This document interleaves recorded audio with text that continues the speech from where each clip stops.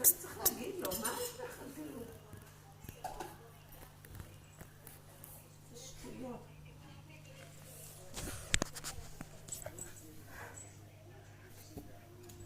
כן. מה זה שטויות?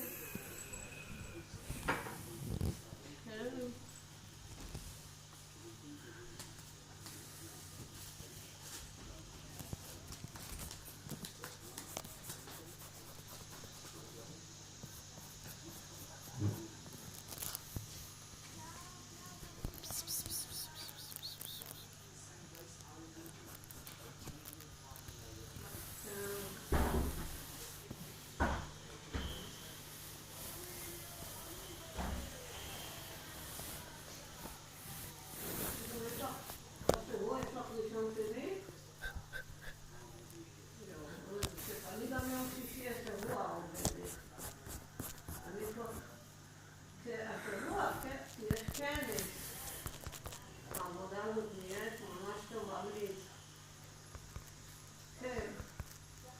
עכשיו יש כנס בבית מלון בירושלים, אני חייבת להיות בו. ועוד כן, חמישי, שישי.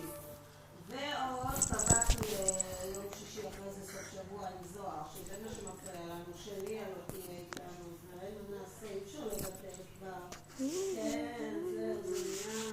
וב-28 אני חמישי שבת, לא נמצאת, חמישי שישי שבת. בחודש פברואר, גם יש לנו טיול של הצוות בטבריה. בקיצר, אני כל החודש הזה, השבתות אני לא בבית. בטיולים ברמה טוב ולא טוב, אמרתי אני אלך, אני אצטרף. שאני לא כבר יותר מדי.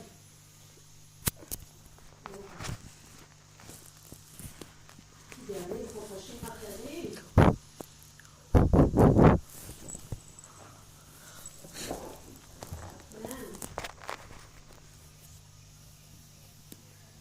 נכון, נכון, אבל עדיין זה נראה לי too much בגלל שאני כל כך הרבה